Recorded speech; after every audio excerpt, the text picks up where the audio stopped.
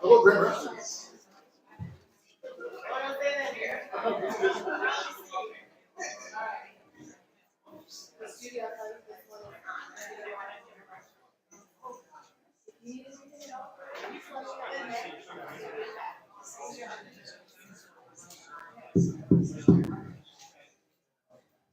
Good evening, everyone. I'm Kirk Hallman with the Art Museum, and thanks you for coming tonight. We're winding the show up over the weekend.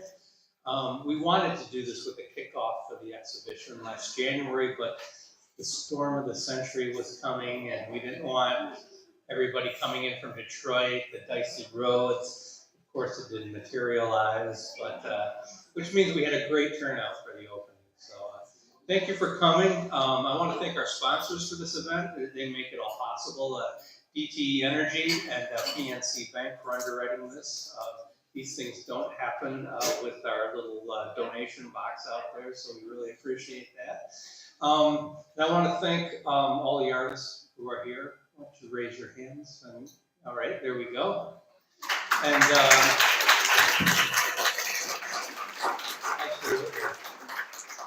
we were knocking around this idea of showing Detroit artists. There's such a relationship between Detroit and Muskegon. The size is much different, but our downtowns are, coming back to life, and a lot of that's driven by art. We thought there's a parallel there, a story we wanted to tell, but who can we get to pull this off? And of course, Hubert was first on and only on the list, and you did a knockout job. I mean, this is a terrific story. So that's all I have. Thanks for coming. I'm going to turn it over to the other person who made it all possible, our senior curator, Art Martin.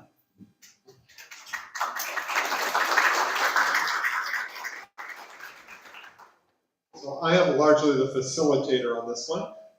So Dr. Hubert Massey was able to, he identified the artists, and then he and I worked together to see what artwork is available, which is always a challenge when you have practicing artists. And I know there was a piece or two that was committed to the show that didn't quite get done on time.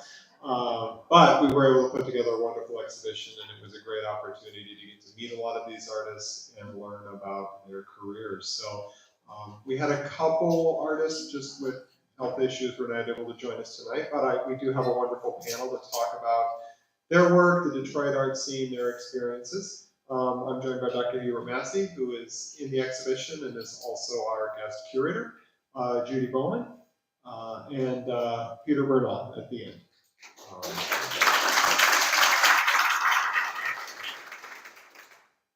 So I'm going to start with Hubert, and then we will move from there. So the first question is, why these 15? Why these folks? So the reason why I chose the 15 artists, and actually I wish I even chose more, because Detroit has such great talent, is because they represent the highest level of art in the city of Detroit, bar none, and their art is fantastic. So just by having the artists show their work here, it just shows that the diversity that we have in our community, it shows that the creativity, it's been going on for Detroit is 300 years old. We've been having a lot of creative artists there. And here, with the artists from Detroit, it's just awesome. They just represent the highest level. Judy, if you could introduce yourself and just tell us a little bit about your work. Hello, everyone. My name is Judy Bowman, and I am an artist. I was born, as most artists, they're born artists. You know, you can find stories of them drawing Picasso's on the wall in the home and all of that. And so I was an artist, born an artist, went to school for art, and then women's work took over, where I started having children, and where we got married and children and had to get a job. And so I had to stop my art career, and I stopped for about 35 years, and then I retired, and I said, I wonder if I can still do my art. And I could. And that's what I've been doing for the last 8 years. And here I am. And that's my story.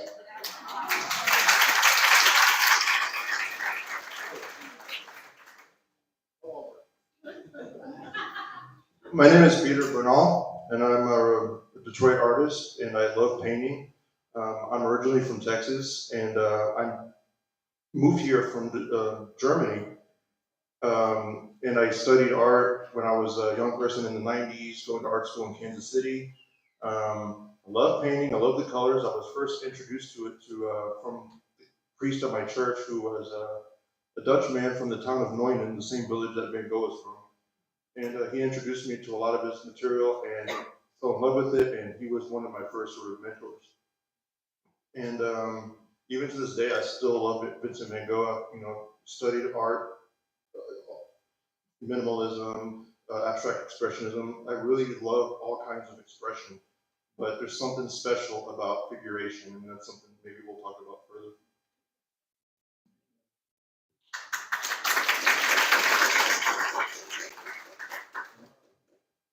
So all of you here, whoever take a chance to respond. The Detroit scene has a kind of national identity and maybe a little stereotype, and people I think recognize the full diversity of the Detroit art community. Share your perspectives on what the art community looks like to you and what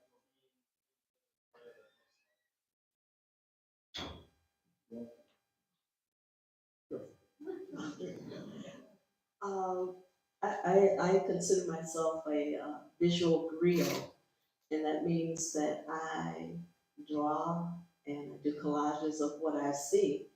And my work is of my community in my Detroit.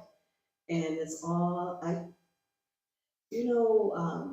when scientists look back and paleontologists look back and they see the cavemen drawings, I want my work to be viewed as this is how a person in my age group, my time living, this is what I saw.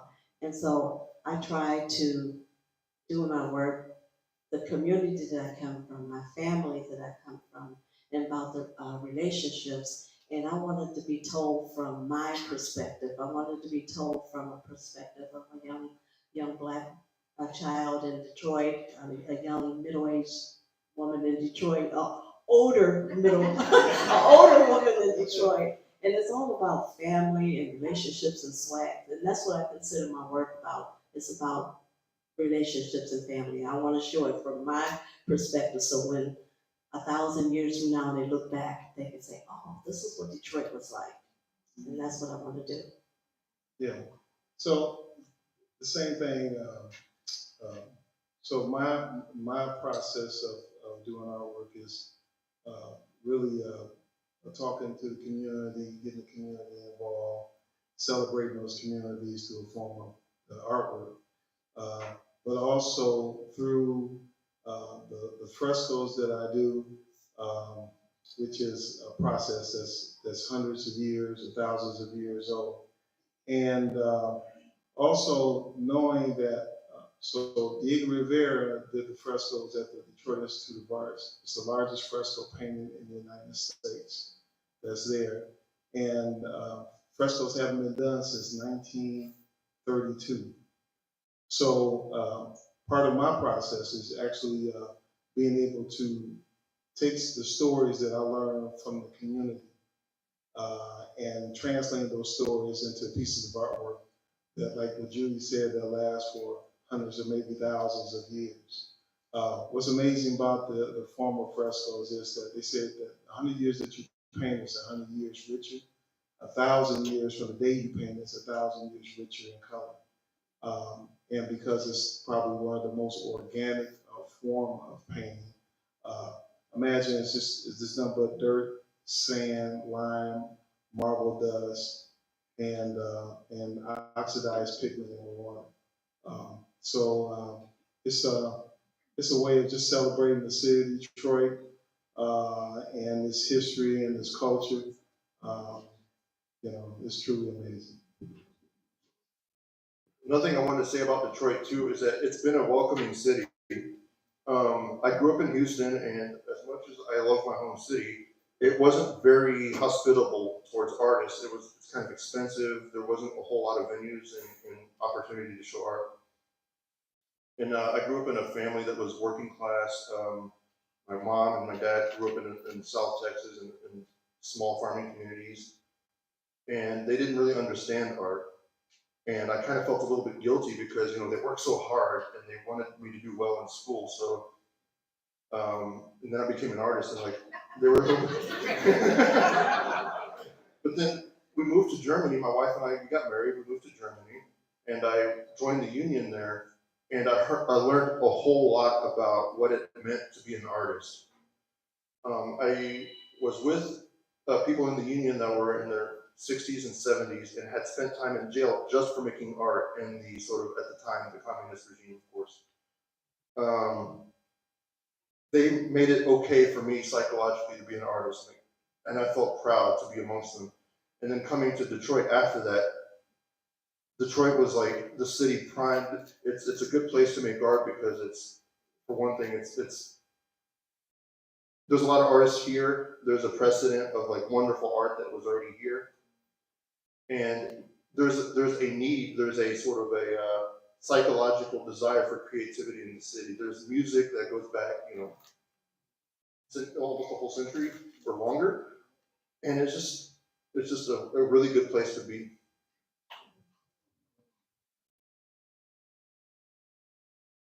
So we have two muralists on the panel, and as you look at the biographies, there's sign painting, there's illustration, there's murals in a lot of the artist biographies.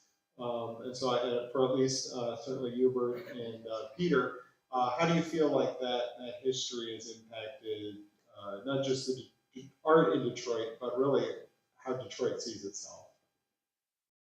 Yeah, it really has a big impact. The murals that we have, I think we're probably in the top 3 major cities in the United States that have murals and all. And it's really just celebrating the city with so many diversity of murals and talent that's there. Like you said, like Peter was saying, that Detroit is 300 years old, and we had a lot of firsts. Okay, the first expressway, the first highway, and all. And for me, because I came to Detroit as a sign painter, doing billboards when billboards are all hand painted. And a lot of people didn't know that they're all hand painted. We paint 40 to 50 hours a week doing billboards in oil paints, and so that was a great training ground. But the creativity that's in the city of Detroit, the vibrancy, artists learning from other artists, is probably one of the best places to be at. Artists constantly sharing ideas. We constantly have conversations and communications about techniques and all. A lot of artists are into their craft. Craft is very important, and it's sort of a movement that's happening in the city of Detroit, and it's just a great place to be at this time. I think that another thing that's really significant about Detroit is that it really has something to say. It's not just a place where people go for money or music world, you would go to Nashville or Austin or New York City or Los Angeles to get, to make it big. But Detroit is not like that. It's more where artists go to find their own way. And then if there's any sort of like, success, whatever, that's pretty fantastic. But it's mostly this hotbed of place. It's a place for people just to, one of the things I really like about it is, I have a studio there that it's financially viable to operate. And because of that, it's like, now I have a bit more freedom to paint on a mural with Hubert. That was pretty awesome to be able to do that because Hubert has a lot to say about art too, obviously. But at the same time, it's not just, yes, we do have a lot of interests that are similar as far as like painting itself, the technique, the colors, which is to me the most fascinating part. But just that mission, that sort of spiritual mission, I think is really important. And Detroit is special for that reason because it allows us to do it. Michigan in general, but of course, obviously, yeah. But when you come to Detroit and you see all of these murals and they are huge, they cover whole buildings and they're across bridges and they're underpass, and they're everywhere. And when you see them, it makes you feel like these people in Detroit are really creative, because what you see on these walls and buildings, it's like, how did they think of that? And it just makes you feel that you're in a special place. And the city has, it seems like the city has said, oh, we got a gold mine here. We got all of these artists, and they can do some things. They can improve the look of our city. And so it's just a wonderful place to be for artists. The artists embrace each other, just like Hubert said. It's like a community, a family. And when an artist hears about something that's going on, an art show or something, they share the information. It's not closed at all. And sometimes when I go around the country and I tell other people about what's going on in Detroit, they say, it's not like that in where we are. It's not the same. And I said, you've got to come to Detroit. You will be supported. You will be uplifted. You will be considered a special person. So anyway, that's Detroit.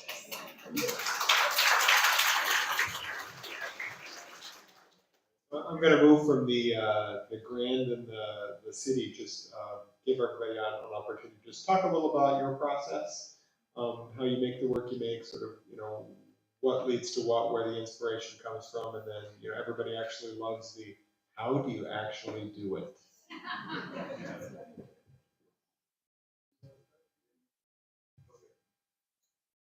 Well, like I said, I really enjoy painting. The process in and of itself, it's become a sort of form of spirituality in and of itself. When you're in the studio or on the street painting, it's you and the wall, and you got to. I don't know. In my case, I might be wanting to say something that might assert my identity, my basic humanness, and I think that's a common drive for a lot of artists. We just got something to say.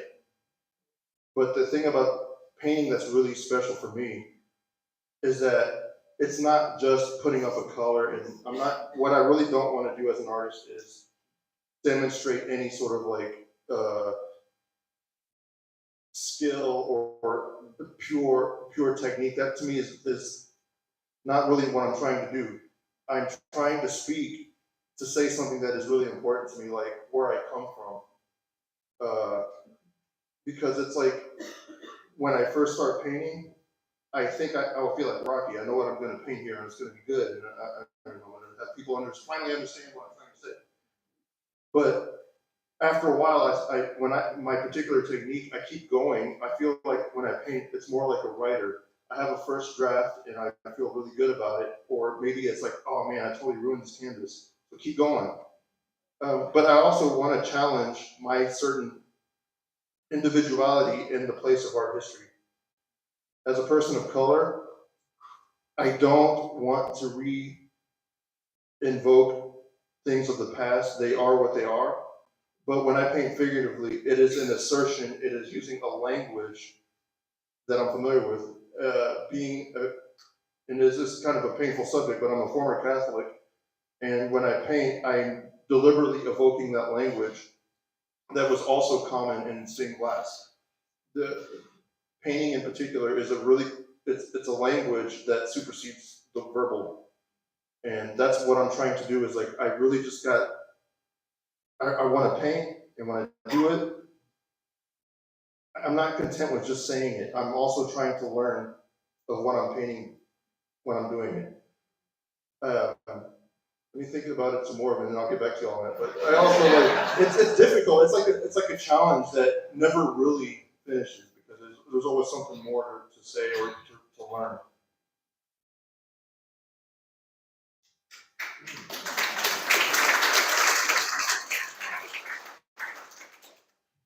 My process. I did go to school for 3 years, and I wanted to be a pastel, a portrait artist using pastels, and I was really good at that. But when I worked, didn't do any art at all. I was in education, and I came out and I wanted to do larger pieces than what my pastels could afford me to do. And I went into a store, art store, Blix, and I saw these bright colored papers, and they spoke to me. So I bought all these papers, and I went home, and I started doing collages. And I was really good at it, and I could not figure out how I could just cut a hand. I don't, I don't do any studies or any drawings or anything. I just kind of, that's what I'm gonna do, and just start cutting. And so you know how some people have books where they have this is what if they're cartoons or they're sketches of what they're gonna do. I don't have any of that. So it goes from here to the canvas. And so I used to wonder how I could do that so easily. And I said, you were in education, you're a kindergarten teacher. For all those years, you did thousands of bulletin boards. So that's how it came to me. The reason that you can do this so easily is because you've been doing this for the last 30 years. And so anyway, that's my process. And in my work, I want to do my family. And so most of my work is of the Black community and Black people and all of that. And when I hang my work up and show it, white people like it. And I said, why is that? You know, these are all Black people. But my work is about love and relationships and family. And everybody has some love, hopefully, in their life. And everybody has some relationships in their life. And everybody has a man or a woman or a significant other in their life. And that's what my work is about. So that's my process. I see things like I'm seeing faces in here. I say, I see that face. So so your face may be in one of my collages, but basically it's what I see. It goes from here, from my eyes to what I see, and then it goes on there. And that's my process.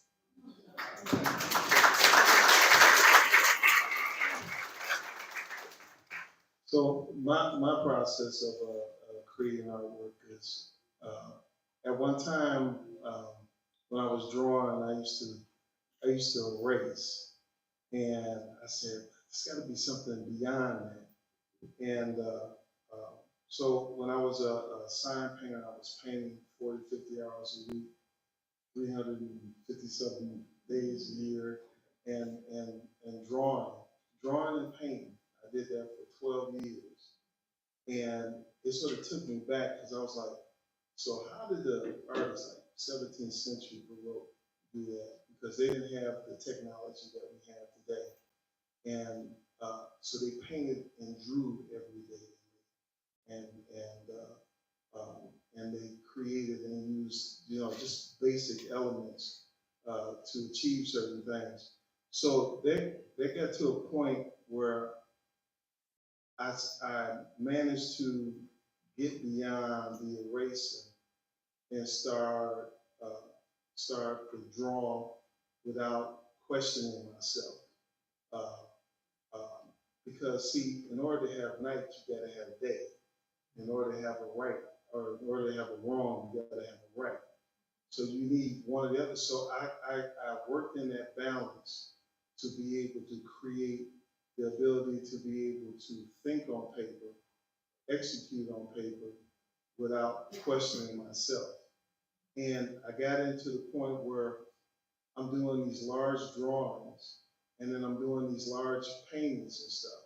And there's a sense of freedom that you get. But you got to get on the other side to feel that. And I started looking at, some of Michelangelo's drawings and sketches, and I started mimicking them, but using my language, not their language, but my language. And at the same time, using math to break up space. So I use these diagonal lines called dynamic symmetry. There was a mathematician named Jay Hembridge that created math equations to be able to break up space. And I found out that Diego Rivera was using that to create his compositions. No matter how complex they were, it was all mathematics, right? So I translated that into my own world. Of course, once I understood sort of like the golden ratio and all, I could break up space. I always tell people that if you didn't have a skeleton, where would you put your heart at? Where would you put your brain at? Where would you put your muscles at if you didn't have a skeleton? So when I create murals, I create a skeleton and then I can create my composition based upon the structure that I built. So no matter how long it is, like we just got through completing a 1,600 foot mural. So I'm controlling that because I'm able to build a structure to create my composition on it. And my inspiration is that when I started doing the frescoes, I started going back in time, and I wanted to touch the ancestors that came before me. So you talk about the Egyptian hieroglyphics, which is a form of called sucker painting, painting on dry plastic. But then, 3,000 years ago, the Mayas were doing that. They were painting on plastic. They were using oxidized pigments, which is the red pigments, or the earth pigments, which is yellow ochre and all. And they're using sand, river sand, lime, marble dust. And they take the dry elements or the elements from the earth, and you create these wonderful pieces of artwork. I always say the oldest form of painting, if you went into a cave wall, the cave wall was all limestone. It was all limestone. And you take the red dirt and you paint inside the cave, you have cave paintings that last for thousands of years. And then somebody comes up with the idea of scraping the walls of a cave, getting the limestone, put it into a powder form, letting the air dry, add water to it, and it's a paste. And now you start the plaster. So doing that, I'm looking at all this, and I'm going back in history, trying to regain the culture and the history that came before me, and trying to put this in perspective to bring it to this day in time, so it can last another 1,000 years or so. So my inspiration is really just to tell our story as African Americans, to show the richness and the culture that we have in our society. But we're storytellers, and I'm part of the storytellers. Part of the storytellers like Charles White, John Biggins, and Siqueiros, Orozco, Diego Rivera, all those artists and all. And I just feel that I'm part of that lineage and all, that want to keep this going. So my passion is to be able to take something that's thousands of years old and still continue this journey and stuff, and still evolve the ability to be able to execute artwork in a way that we can get people to see the world totally different, in a different lens, and being able to see that, with organic earth and the natural soil and the richness that we get from the earth, that we can still create beauty.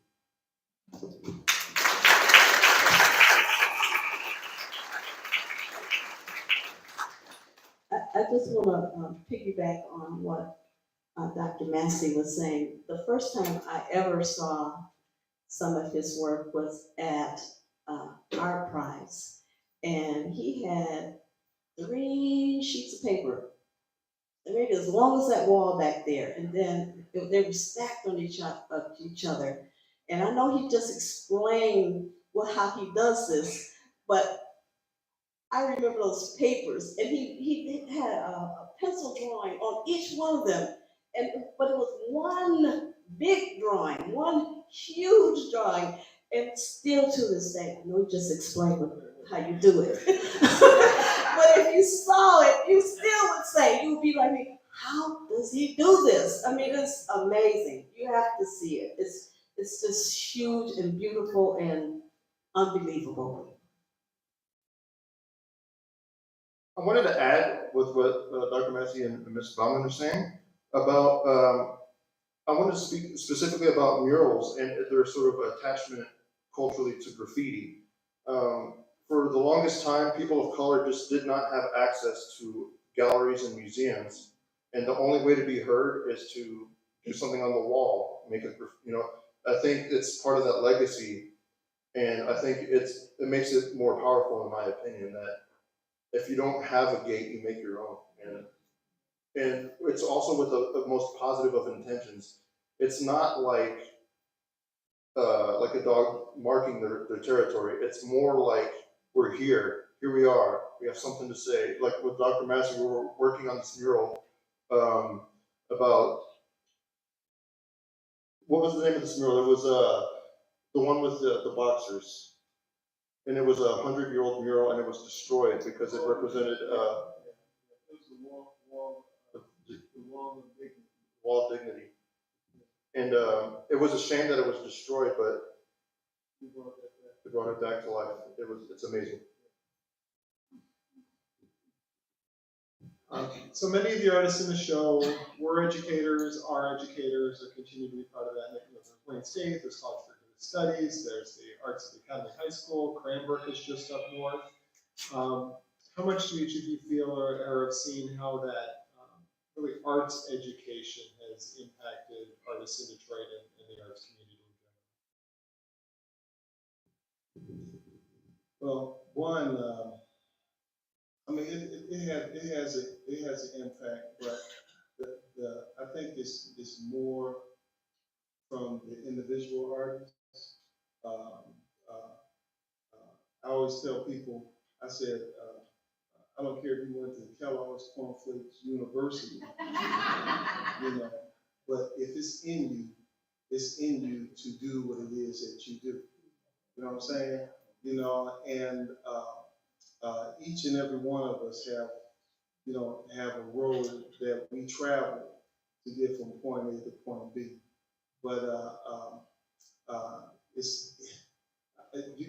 it's not your surroundings, it's not where you're at, it's who you are as an individual person that allows you to be the artist that you want to be.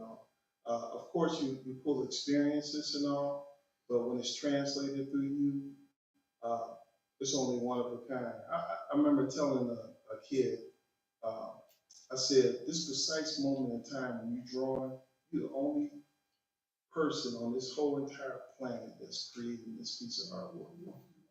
The only person in the world that's creating this piece of artwork. Nobody else draws like you. Nobody else talks like you, see the world like you do. That's how unique it is. And if you can just, for one moment, just hold on to that and be that person on who you want to be, then you can separate yourself from the whole entire world.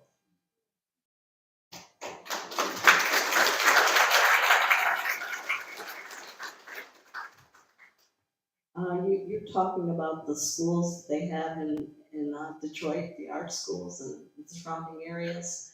When I came out in 1970 from high school, I had exposed us. They didn't tell us that there was a Cranbrook somewhere, and they didn't tell us that there was a College of Creative Studies somewhere.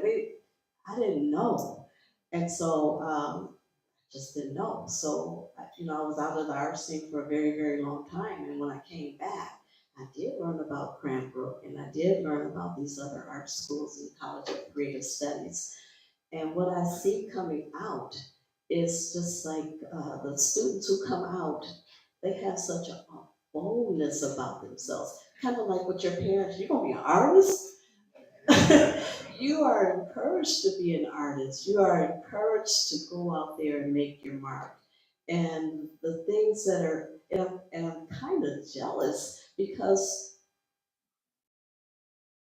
they just go out. I said, what about your pension? What about Social Security?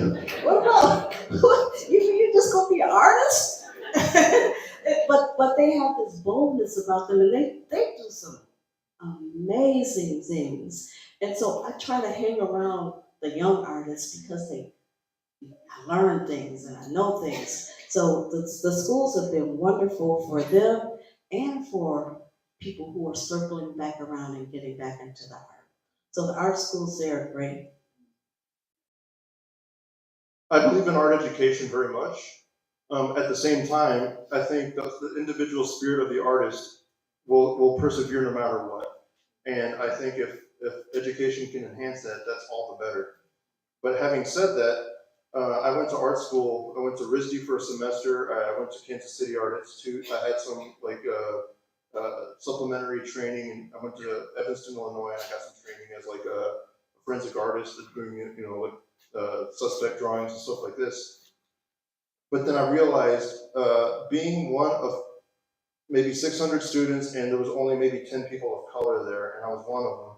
I felt like this is not really where I fit in, because I was already sort of a figurative painter at this time. And in the mid 90s, according to my training, a lot of the professors would discourage figurative painting because it was either seen as passe or deferent to tradition too much, or maybe it's considered unsophisticated. And I just did not agree with that, because it would be a privilege just to be able to hang a banana on a wall and walk out and make tons of money.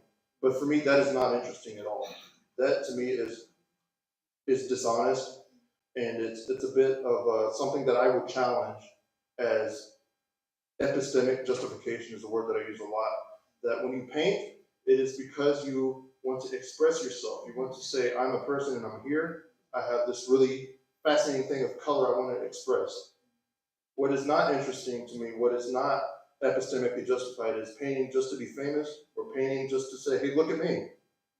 And so I think figurative painting has become an act of rebellion in and of itself, because of the way that the establishment has said figurative painting is not here. And I'm like, I disagree, and I will challenge people to say, my professors were wrong. I think there is a lot of figurative painting that's coming out in our time, specifically by people of color, that is unique and new and different and progressive.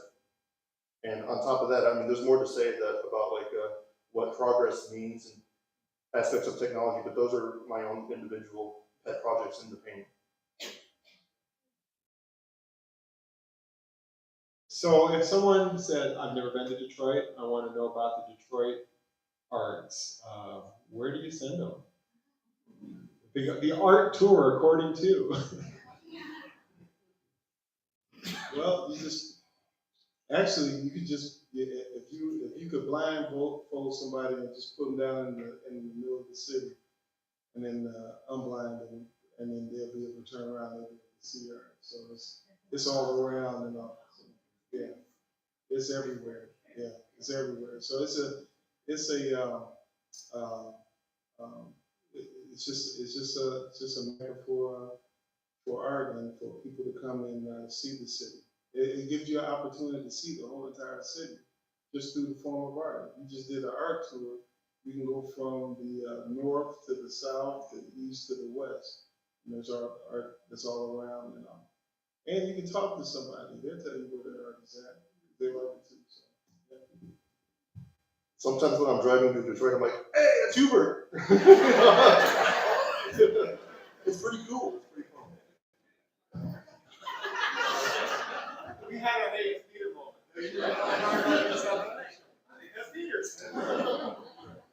And I must tell you about the Detroit Fine Arts Breakfast Club.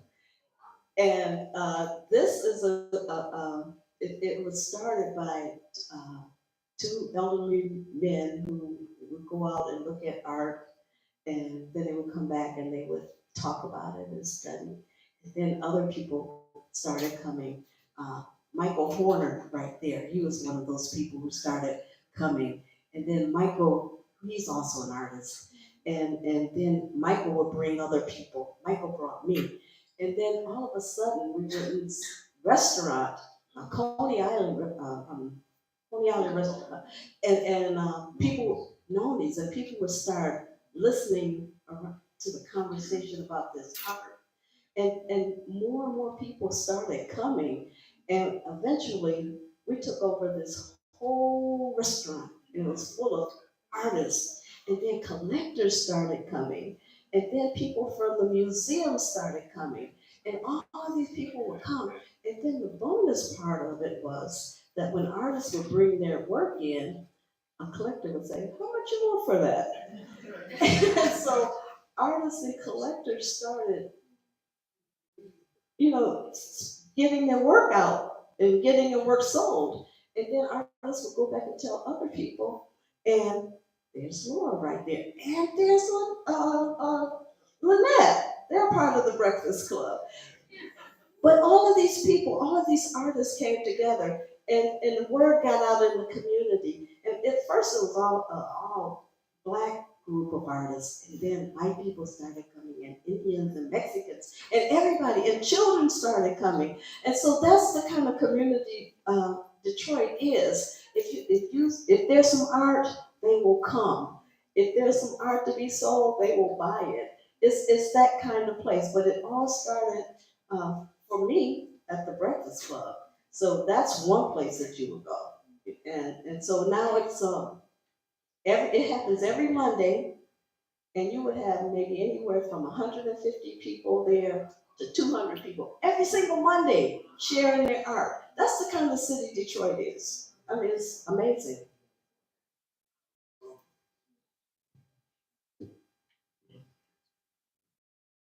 All right, so this is probably the question that's in most danger of getting you judged. Non-art, could be art, music, food. Where would you recommend someone go in Detroit on a visit? Well, there's a lot of places. Well, there's a Mexican town, which is really wonderful. We got Greektown, which is fabulous. We got downtown, and then there's wonderful restaurants even in the communities and stuff to go to. So I mean, Detroit is so big. They say you can put Boston, Manhattan, and a couple other major cities inside the city of Detroit. That's how big Detroit is. So it's quite a bit. I've always liked Bert's Barbecue. They have like the open mic night. And like at 1 in the morning, you watch some awesome singing, and the barbecue's great. And it's a good place to hang. Yeah, a lot of jazz and stuff. There's Baker's Keyboard Lounge. There's a lot of. Oh yeah, a lot of secret jazz clubs too. Yeah, a lot of stuff, yeah. Well, Detroit it's like, it's a major jazz place, music capital of the world. There's a lot of, we have a musician here, right there. Originally. There you go. So, I mean, Detroit is very rich and endowed with a lot of art.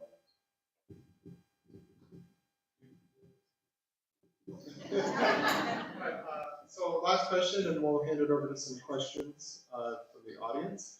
What do you hope visitors would take away from this show as a whole, or in particular your own work? And I know you've addressed some of those things, but if there's one more thing you wanted to add. Well, one of the things I hope everybody takes away is that just to see the richness that the city of Detroit has. and the talent that we have in the city of Detroit. I mean, there's a diversity of artwork that's up there. Everywhere from, photorealism to abstract to sort of contemporary art to sort of like a little bit of traditional printmaking, all that kind of stuff. So what you see here is just a small snippet of what Detroit really has to offer and all. And you should come to Detroit. You guys will really enjoy it, and you'll see a whole lot of art, a lot of creativity and all. And talk to some of the people, because people are really they're really proud of the city. They're proud of being in the city of Detroit, and Detroit is just awesome. I would want you to take away that art brings people together. It is it's kind of like a glue that brings people together, and you meet so many different people. And you can be an artist really young, you can be old, you can be anything, as long as you've done something creative, there's gonna be somebody that, you're gonna touch somebody's life. And so, like for myself, I stopped and I started again, and I wanna say to you, if somebody out here who feels like you can't be an artist, yes you can, go out there and do it, because I believe that God gives all of us a gift, and if you have a gift of art, He would be very angry with you if you did not use it. Art, you're supposed to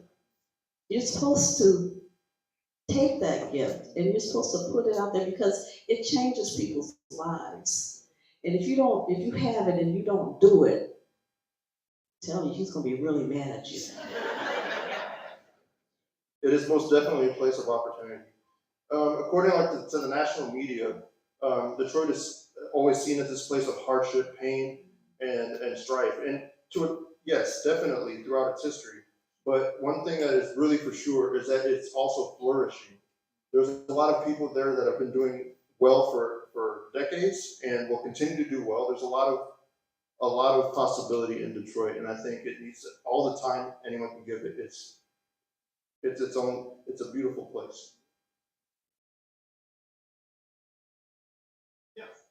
Another thing you can do if you're interested in art in Detroit is subscribe to Art Detroit Now.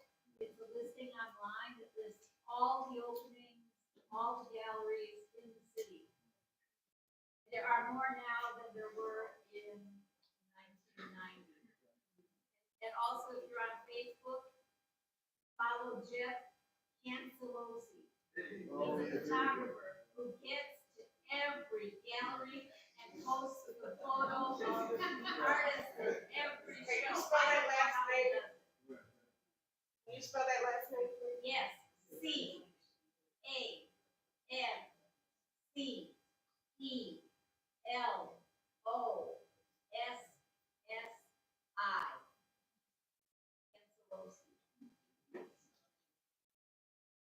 You talk about the gallery scene in Detroit. Are you have a lot of art galleries and where are they involved?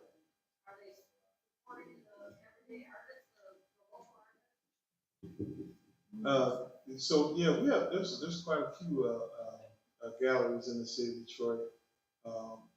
One is the Artist Market, which is one of the oldest galleries in the United States. It's in the city of Detroit. So yeah, so if you can, when you come here, I'm pretty sure that, I mean, there's a listing of all the galleries.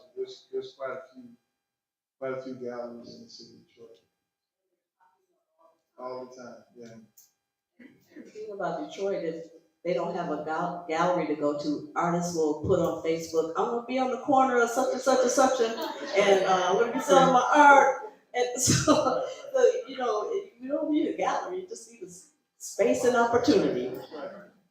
That's when they call them pop-ups, right?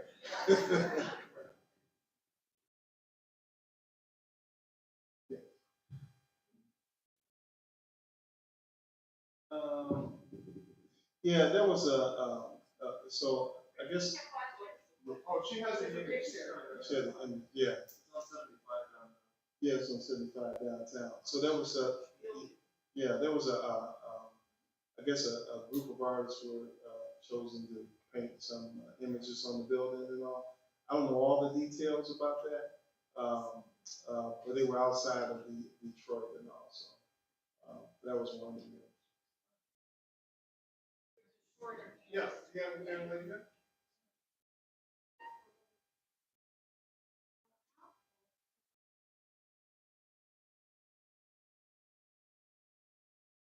How old were you when you started? I started when I was in kindergarten. Yeah, same. I did. Yeah, I did. we all started when we were really. I could tell you a story about it, how I knew I was in kindergarten too. I didn't have any crayons at home, and there was crayons at school, and I asked my kindergarten teacher, could I go to the bathroom? And I had in my hand the crayons, and when I got in the bathroom, I was stuffing them down in my sock. Because I want to take it home, and my teacher opened the door, and I was like, it was like, I was like shocked, but I knew I wanted to be an artist if I was going to steal my crayons to feed my habit. So kindergarten. That young lady is an artist, she has a sketchbook. She's an author.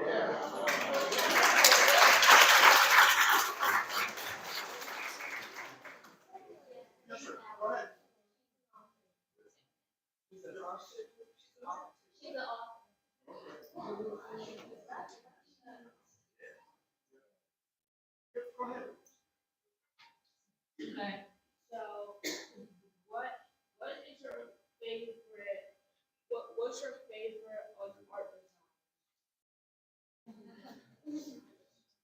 You mean like artistic style or way of?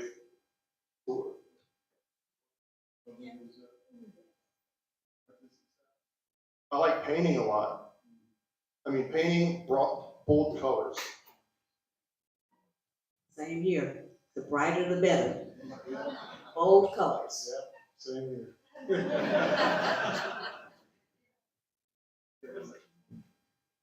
Hi, Danny, thank you guys for being here and the inspiration you guys brought from Detroit and the art community there is very much appreciated.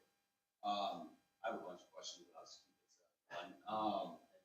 Has your practice changed over time, and if so, are there any elements that are always incorporated in your pieces? So for me, yeah, there's some elements that has shown up in my work.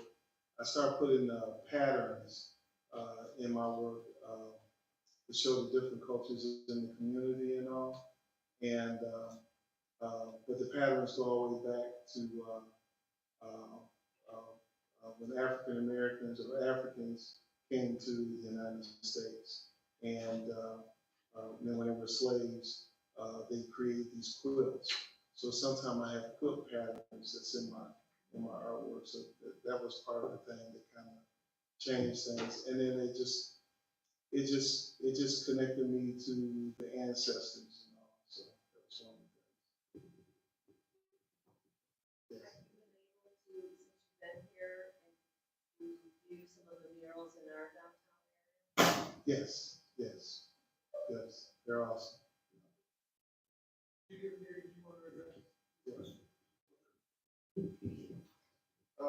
Well, over time, I've become a little bit more confident in the painting that I'm doing. One of the things that I wanted to say about my own painting is that I work very slow and deliberately, and as a challenge to the concept of production for the sake of selling, I really have to be present. And one of the recurring themes of my paintings that pop up is my own personal history. I sort of had a falling out with my family, and it's really something that's painful that I deal with in my painting. But instead of going straight to my parents, I go to my ancestors. And similar to the African American history, I try to handle that in my own painting. Like, for example, my name is Peter Daniel Bernal, but 200 years ago, I don't know what my name would be. It just happens to be that. and also mental illness, and trying to learn myself. When I paint, I'm not trying to preach at anybody. I'm trying to learn about it myself. And what pops up in my work, a reoccurring, is emotion. People feel, I see them express joy when they look at my work, or I see them express love. I see them express a memory that was from way back. And so that's the reoccurring thing about my work. And again, I used to wonder, because my work basically is African American art, but like I said before, we all have love, and we all want love, and we all want relationships, and we all want to be together. And so that's the reoccurring thing that's in all of my work. I originally had two questions, but I don't know if we have time to go over the one. So from my experience making like the art that I make and stuff like that, a lot of what we end up making somewhat ties to music and stuff. So I guess out of curiosity, not necessarily like does music inspire you? Well, it could be, but like you listen to like anything, have anything on the background music or I can answer to that. And Peter knows I play music all the time, don't I, Peter? oh yeah. So a lot of the music I'm a jazz buff. I listen to a lot of Coltrane and Monk and Miles Davis and all. And then I listen to blues and Jimmy Reed and Howlin' Wolf and all. So I'm all over the board when it comes down to music and everything. But it does play a valuable part of my process. But then sometime when I really need to go pretty deep into the practice, I might just shut it down for a little bit, or I might just listen to a little Wagner or something like that. But I have a real broad palette of listening to music. But music is very important in my work. Same. For me, it's like it depends on the mood, but it also has to do with like my level of concentration. Oftentimes, I like listen to philosophy and podcasts about something that's important to me. But it also is sort of a segue into what I view as like sort of the concept of taste. I really like my music very much. I listen to earmuffs all the time, and so I'm like rocking and nobody can hear me. So it's like, or like laughing by myself because I heard a joke or something. But yeah, they're very much intertwined in my opinion. I agree. Music it just connects with the mood and the colors that you use, and I think it just, for me, it just ties together. I just have to have some kind of music in the background when I'm working, whether it be jazz or whether it be rock, Motown, but it has to be some kind of music in the background.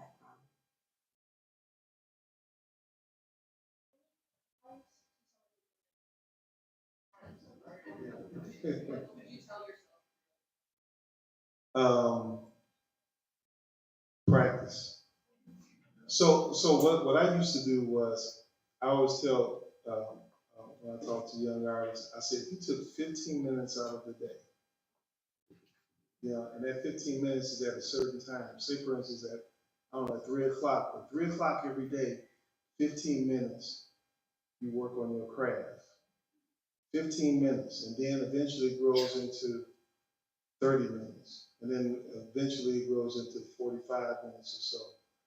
But just take a little time on your craft to develop, right? Because you'll see something. If you did 15 minutes or 20 minutes every day for 365 days of 1 year, imagine what you see at the end of that year. So you just have to just give yourself, but you got to be disciplined, you know, because it comes down to being disciplined. You're only as good as you want to be, but the world is endless as far as for your abilities and talents and stuff. We all got talent in this room. It's the ones who make the commitment to themselves and to stay focused and give their talent an opportunity. Yes.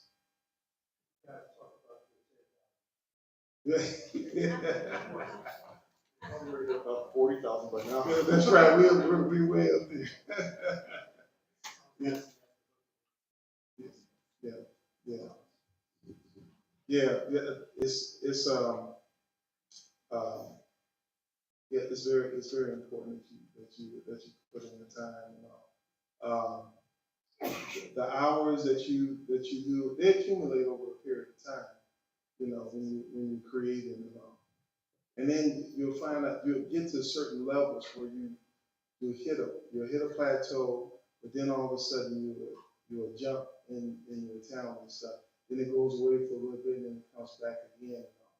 But you gotta be in it in order to experience that, you know. And it's like jazz, and it's like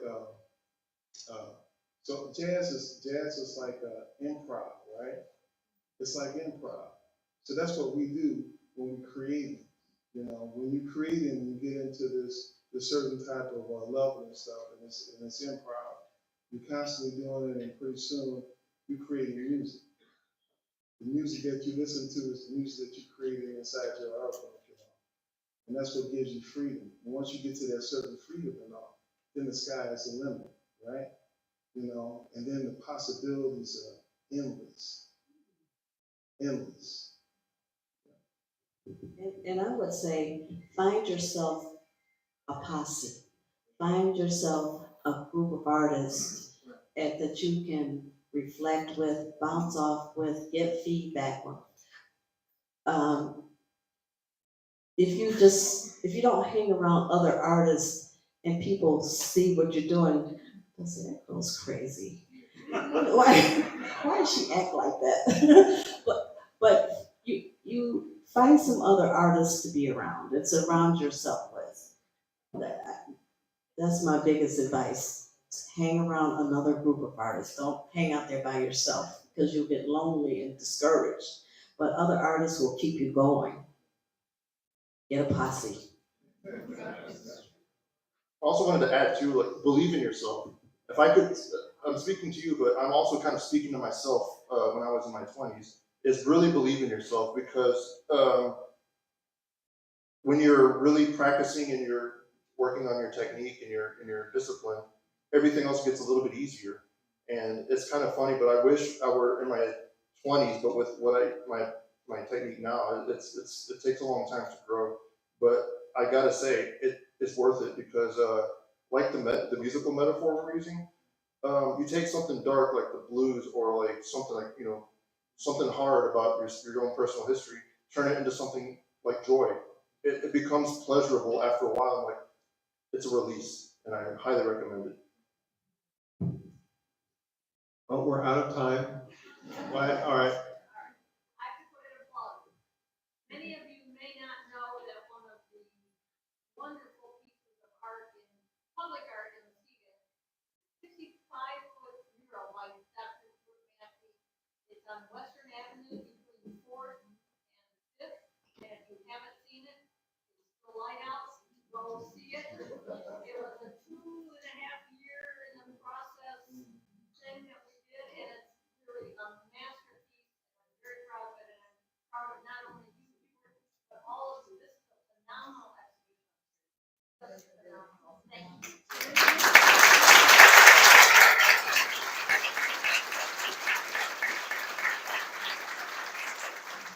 All right, well, we, I just wanted to help you because I'm a volunteer docent and I want to speak for the docents.